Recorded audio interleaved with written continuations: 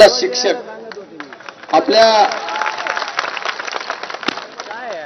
संस्कृतीमध्ये आपण म्हणतो की आई वडील सर्वात श्रेष्ठ, व त्याच बरोबरीने आई वडिलांबरोबरीनेच आमचा शिक्षक सुद्धा तेवढाच महत्त्वाचा घटक असतो. आणि त्या जर शिक्षकाला या पावसाच्या वातावरणामध्ये जर हजारोच्या संख्येने जर या ठिकाणी बसायची वेळ येत असेल तर माझी राज्य सरकारला विनंती आहे, आता तरी तुम्ही जागे व्हा.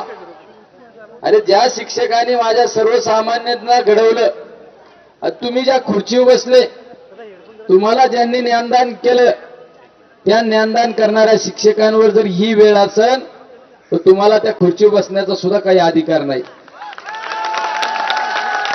आणि या शिक्षकांच्या न्यायासाठी, हक्कासाठी ज्यांनी खऱ्या अर्थाने शिक्षकांचा आर्थिक स्तर वाढवला, ज्या शिक्षकांना मान सन्मान देण्याचं काम केलं, ते म्हणजे आदरणीय पवार साहेब या ठिकाणी तुमच्या पाठीशी खंबीरपणे उभे आहे.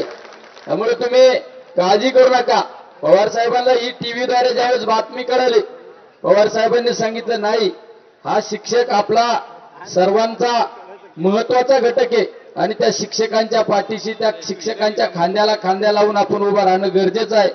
काल रोहित दादा या ठिकाणी आले, आदरणीय ताई सुद्धा या ठिकाणी आलेले आहे. त्यामुळे निश्चित पवार साहेब जी या ठिकाणी तुमच्या पाठीशी उभे आहेत, तर तुम्हाला न्याय मिळाल्याशिवाय राहणार नाही, या ठिकाणी खात्री देतो.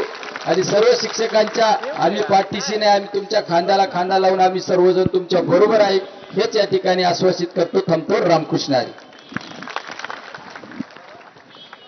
साहेब, महाराष्ट्राची एक शोकांतिका आहे. महाराष्ट्रामध्ये 14 ऑक्टोबर 2024 ला एक शासनादेश काढला जातो. त्यानंतर 3 अधिवेशनं होतात.